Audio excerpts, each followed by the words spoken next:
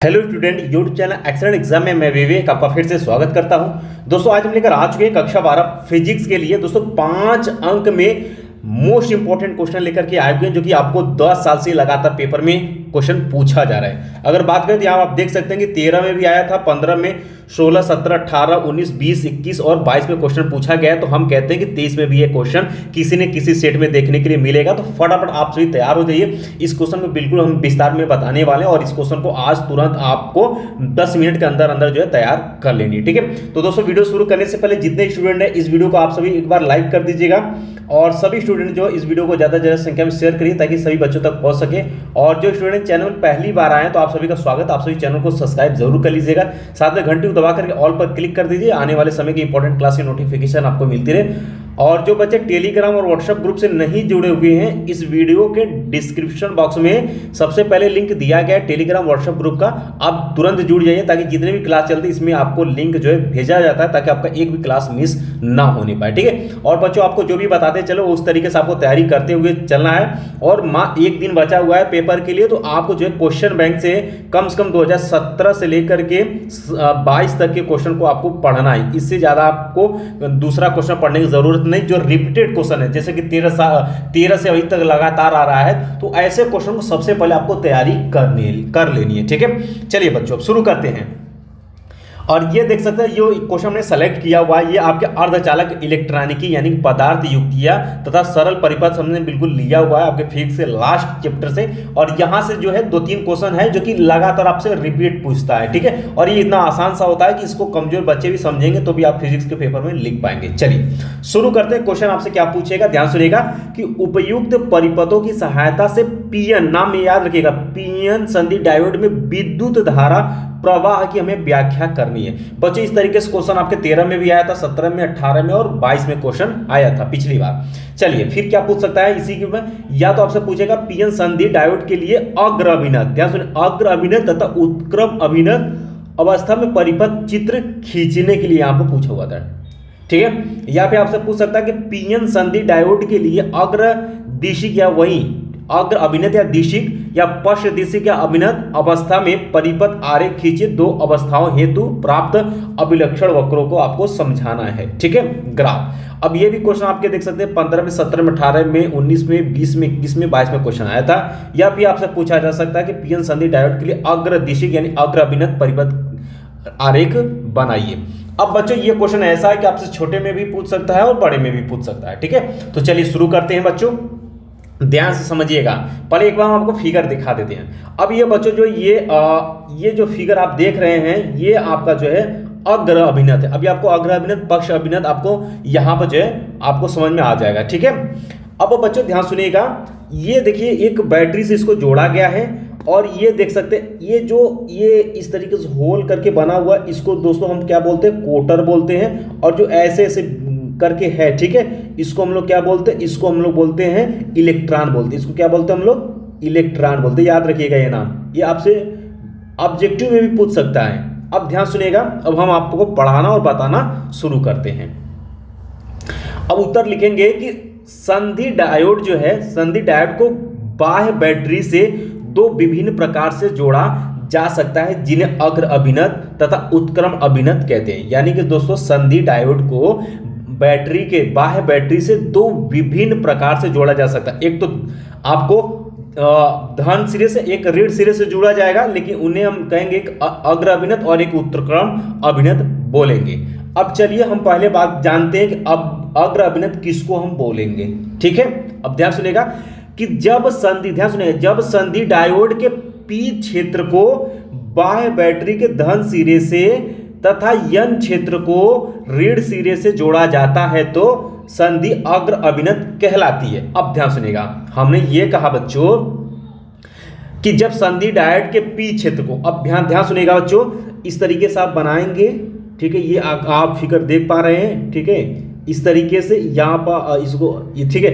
अब ये देख सकते हैं, ये वाला जो भाग है बच्चों, ये है हमारा क्या, पी क्षेत्र। यहाँ लिखा हुआ पी क्षेत्र, और यहाँ से लेकर के यहाँ तक जो बच्चों, ये इसी को हम लोग बोलते हैं यन क्षेत्र।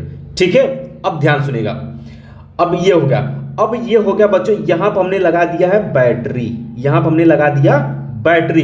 तो ये है बैटरी का धन सिरा, ये है बैटरी का ऋण सिरा। तो ध्यान सुनिएगा, जब बैटरी के बाह्य सिरे यानी धन सिरे से पी क्षेत्र को जोड़ते, देख सकते हैं बैटरी का धन सिरा किससे जुड़ा, पी क्षेत्र से, और बैटरी का ऋण सिरा जो है, देख सकते हैं ये ऋण सिरा ऐसे गई, ऋण सिरा जो है यन क्षेत्र से जुड़ा होता है। तो इस युक्ति को हम क्या बोलते हैं, अग्र अभिनत बोलते हैं। याद हो गया, अग्र अभिनत बोलते हैं। कैसे, ध्यान सुनिएगा, बैटरी के, जब हम बैटरी के धन सिरे को पी क्षेत्र से जोड़ते हैं और बैटरी के ऋण सिरे को जो है यन क्षेत्र से जोड़ते हैं, तो जो युक्तियां तैयार होती उसको हम लोग अग्र अभिनत बोलते हैं। ठीक है। और दोस्तों पी क्षेत्र में क्या होते हैं, भरे होते हैं, पी क्षेत्र में आपके कोटर होते हैं और यन क्षेत्र में बच्चों आपके क्या भरे होते हैं, इलेक्ट्रॉन भरे होते हैं। और इस जो खड़ी पाई इसको हम लोग बोलते हैं संधि बोलते हैं। इसको क्या बोलते हैं, जो बीच में खींचा हुआ इसको हम लोग बोलते हैं संधि। ठीक है। अब बच्चों ध्यान सुनिएगा, अब हम आपको बताना शुरू करते हैं। परिभाषा समझ में आ गया, अग्र अभिनत पहचानना शुरू आपको आ गया। अब चलिए अब आगे बात कर लेते हैं कि इस स्थिति में डायोड में एक बाह्य विद्युत क्षेत्र स्थापित हो जाता है। अब जब ये जोड़ देते हैं तो एक बाह्य विद्युत क्षेत्र स्थापित हो जाता है। ठीक है, ये क्लियर बात। चलिए आगे बात करते हैं। स्थापित हो जाता है जो कि पी क्षेत्र से यन क्षेत्र की ओर दिष्ट होता है। अभी दिशा हमने दिखाया पी क्षेत्र से, देखा इसका दिशा क्या होगा, देखिए ये पी क्षेत्र से यन क्षेत्र की ओर होता है। ठीक है। क्षेत्र ई जो है, क्षेत्र ई आंतरिक विद्युत क्षेत्र ई आई से कहीं प्रबल होता है। अब भी देख सकते हैं आंतरिक ई आई कहां गया भाई, आपका कहीं लिखा होगा आंतरिक ई आई, यहां पर ये देख सकते हैं, यहां पर जो ये विद्युत क्षेत्र ई आई ये है, ये अंदर है, ये क्या है, ये यन क्षेत्र के अंदर है, जो है पी क्षेत्र के अंदर है। इसको आंतरिक विद्युत क्षेत्र बोलेंगे, इसको बाह्य विद्युत क्षेत्र बोलेंगे, लेकिन इसके अपेक्षा ये क्या है, ज्यादा प्रबल है। ठीक है, बाह्य विद्युत क्षेत्र। ठीक है, कहीं प्रबल होता है। अतः पी क्षेत्र में धन कोटर, ध्यान सुनिएगा, कोटर को हम लोग क्या बोलते हैं, धन बोलते हैं, तथा यन क्षेत्र में इलेक्ट्रॉन दोनों ही संधि की ओर चलने लगते हैं। अब देखिए कैसे चल, देखिए इलेक्ट्रॉन कैसे चल, इस तरीके से ऐसे चलना शुरू हो जाते हैं। ठीक है, दोनों इस तरीके से चलने लगते हैं। यानी दोस्तों कोटर क्षेत्र ई की दिशा में तथा इलेक्ट्रॉन जो है ई की विपरीत दिशा में चलते हैं। ये कोटर इलेक्ट्रॉन संधि के समीप पहुंच करके, ध्यान सुनिए, ये कोटर जो है इलेक्ट्रॉन संधि के समीप पहुंचकर परस्पर संयोग करके विलुप्त हो जाते हैं। ठीक है। अब जैसे कि ये देख पा रहे हैं, ये किस तरीके से, ये देखिए कोटर जो है यहाँ जब पहुंचता है, ये संधि पर जा करके जो है जब इससे मिलता है तो क्या हो जाता है, विलुप्त हो जाता है। यही यहाँ पर बोला गया है। ठीक है, विलुप्त हो जाते हैं। प्रत्येक इलेक्ट्रॉन कोटर संयोग के लिए पी क्षेत्र में बैटरी के धन सिरे के समीप एक संयोजक बंध टूट जाता है। इससे उत्पन्न कोटर तो संधि की ओर चलता है। ठीक है, ये देख सकते हैं संधि की ओर, संधि ये है आपकी, कोटर ये है आपका, ये किधर चलता है, संधि की ओर चलता है। ठीक है। इसके बाद दोस्तों जबकि इलेक्ट्रॉन जोड़ने वाले तार में से होकर बैटरी के धन सिरे में प्रवेश कर जाता है, ठीक इसी प्रकार बैटरी के ऋण सिरे से एक इलेक्ट्रॉन मुक्त होकर यन क्षेत्र में प्रवेश करता है। अब देख सकते हैं ये निकला धन सिरे से और इस तरीके से जाएगा और ऋण सिरे में इस तरीके से प्रवेश करेगा। ठीक है, ठीक है, प्रवेश कर जाता है। ठीक इसी प्रकार बैटरी के ऋण सिरे से एक इलेक्ट्रॉन मुक्त होकर यन क्षेत्र में प्रवेश करता है। देख सकते हैं ऐसे आया, यन क्षेत्र में चला गया तथा संधि के समीप संयोग द्वारा विलुप्त हुए इलेक्ट्रॉन का स्थान ले लेता है। ठीक है, यानी इसमें से जो विलुप्त हुआ था उसी का स्थान फिर जाकर के यह ग्रहण कर लेता है। ये दोस्तों आपका, हमने आपको अग्र अभिनत के बारे में बिल्कुल समझा दे, ये फिगर आप लोग याद कर लीजिएगा। ठीक है, चलिए आगे बढ़ते हैं बच्चों। इस प्रकार, ठीक है, इस प्रकार बहुसंख्यक वाहकों की गति से संधि डायोड में विद्युत धारा स्थापित हो जाता है। यानी दोस्तों ये जो आपके पी क्षेत्र में आपके कोटर है और ये देख सकते हैं यन क्षेत्र इलेक्ट्रॉन, ये बहुत ज्यादा संख्या में होते हैं और यही प्रक्रिया ये करना शुरू कर देते हैं और संधि डायोड में विद्युत धारा जो है स्थापित हो जाती है। ठीक है, इसे अग्रधारा कहते हैं। ठीक है, जब ये विद्युत धारा इसमें स्थापित हो जाती है तो हम इसको क्या बोलते हैं, अग्रधारा कहते हैं। इस बड़ी धारा के अतिरिक्त अल्पसंख्यक वाहकों की गति से भी एक अल्प उत्क्रम धारा स्थापित होती है, परंतु यह लगभग नगण्य होती है, यानी कि नहीं के बराबर होती है, इसका गणना नहीं होता है। जैसा कि चित्र ए से स्पष्ट है, बाह्य परिपथ में धारा केवल इलेक्ट्रॉनों की गति से स्थापित होता है। यानी दोस्तों इसमें जो इलेक्ट्रॉनों की जो गति, इसी से इसका धारा जो है स्थापित होता है, इलेक्ट्रॉनों की गति से। संधि पर आरोपित अग्र वोल्टेज तथा प्राप्त अग्र धारा का ग्राफ बी में दिखाया गया है। यहाँ पर देख सकते हैं ये आपका अग्र धारा है और ये अग्र वोल्टेज है। ग्राफ में कुछ ऐसे ऐसे करके फिर ऐसे सीधा जो है चला जाएगा, ठीक है। तो ये ग्राफ भी आप देख सकते हैं। बाकी मोस्ट इंपॉर्टेंट पॉइंट आपका ये है। चलिए बच्चों, अब आपका अग्र अभिनत जान के अब उत्क्रम अभिनत के बारे में जान लेते। जस्ट इसी का समझ लीजिए कि भाई ये बगल का है ये। चलिए उत्क्रम अभिनत के बारे में हम लोग जानना शुरू करते हैं। जस्ट उल्टा हो जाएगा इसमें बच्चों, ध्यान सुनिएगा। उत्क्रम अभिनत में रिवर्स बैजिंग में, ठीक है, तो ध्यान सुनिएगा। जब संधि डायोड के पी क्षेत्र को बाय बैटरी के रीड से जस्ट क्या है भाई, जस्ट अग्र अभिनत को उल्टा जो है उत्क्रम अभिनत होगा, एकदम जस्ट उल्टा होगा। तो जब संधि डायोड के पी क्षेत्र को बाह्य बैटरी के ऋण सिरे से तथा यन क्षेत्र को धन सिरे से जोड़ा जाता है तो संधि उत्क्रम अभिनत कहलाती है। अभी हमने आपको क्या बताया था कि बैटरी का जो सिरा था, अभी हमने पी क्षेत्र को बैटरी के धन सिरे से जोड़ रहे थे, ठीक है, और यन क्षेत्र को बैटरी के ऋण सिरे से जोड़ रहे।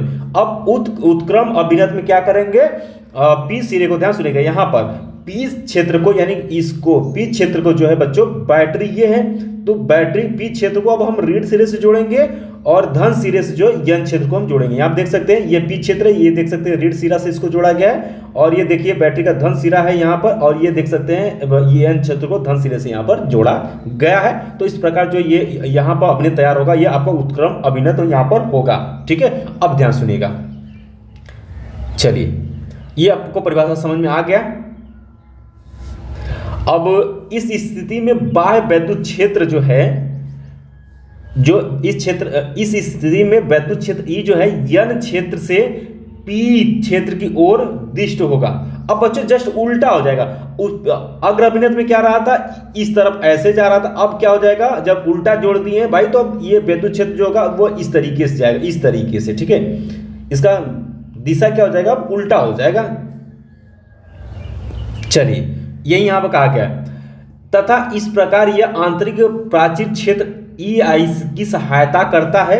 अब पी क्षेत्र में कोटर, यन क्षेत्र में इलेक्ट्रॉन दोनों ही संधि से क्या है, दूर जाने लगते हैं। अब ध्यान सुनिएगा, इस स्थिति में जो ये संधि है आपका, इससे जो ये पी क्षेत्र में जो कोटर है ये संधि से दूर जाने लगते हैं, और ये यन क्षेत्र में जो ये इलेक्ट्रॉन है ये भी जो है इस संधि से दूर जाने लगते हैं। जैसा कि यहाँ पर फिगर में आप देख रहे हैं, इसका निशान किस तरीके से संधि से दूर दिखाया गया है, देख सकते हैं। और ये इस कोटर को देखेंगे, ये संधि से क्या किया गया, दूर दिखाया गया। तो ये सब क्या होते हैं, दूर जाने लगते हैं, अतः वे कभी भी संधि के समीप संयोग नहीं कर सकते। अब देखिए ये भी दूर जा रहा है, ये भी दूर जा रहा है, कभी भी ये संधि के नजदीक ये नहीं आएगा, ना ही संयोग करेगा। अब ठीक है, नहीं कर सकते हैं। तो यहां पर हम कैसे नहीं कर सकते, स्पष्ट है कि डायोड में बहुसंख्यक वाहकों के कारण कोई धारा नहीं होगी। अब बच्चों ध्यान सुनेगा, जब ये संधि की तरफ मिलेंगे ही नहीं तो इसमें धारा होगा ही नहीं, ठीक है, इसमें कोई धारा होगा ही नहीं, ठीक है।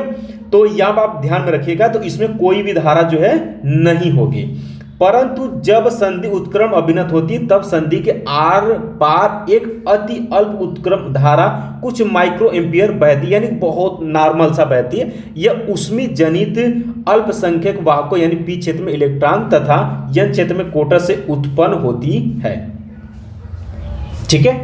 अब ध्यान सुनिएगा, होती है, और जो कि विद्युत क्षेत्र ई के अंतर्गत संधि को पार करते हैं। चूंकि अल्पसंख्यक वाहकों की संख्या उष्मी विक्षोभ पर निर्भर करती, अतः उत्क्रम धारा जो है ताप पर बहुत अधिक निर्भर करती, अतः संधि का ताप बढ़ाने पर बढ़ती है। उत्क्रम वोल्टेज तथा उत्क्रम धारा के बीच ग्राफ आप यहां पर देख सकते हैं। अब देखेंगे क्या है, एक तरीके से देख सकते हैं, ये नीचे डाउन कुछ इस तरीके से ऐसे ये ग्राफ जाएगा, ठीक है। और ये देख सकते हैं उत्क्रम धारा है, ये उत्क्रम वोल्टेज है, इस तरीके से इसका फिगर दिखाया गया है। तो बच्चों आपको समझ में आ गया है कि अग्र अभिनत किसे कहते हैं और क्या है उत्क्रम अभिनत किसे कहते हैं और कैसे कैसे क्या होता है, ये याद रखिएगा। इससे छोटे छोटे क्वेश्चन भी बनेंगे। और अग्र अभिनत अगर ये अग्र अभिनत और उत्क्रम अभिनत अगर आपको पता हो गया तो आने वाले समय में इसमें 2 क्वेश्चन और इंपॉर्टेंट बताएंगे, वो चीजें आपको अच्छे से समझ में आ जाएंगी, ठीक है। तो इस क्वेश्चन को भी आपको तैयार कर लेनी। बाकी दोस्तों इसी तरीके से बहुत सारे इंपॉर्टेंट इंपॉर्टेंट क्वेश्चन लेकर के आ रहे हैं, फटाफट आप सभी तैयार रहिएगा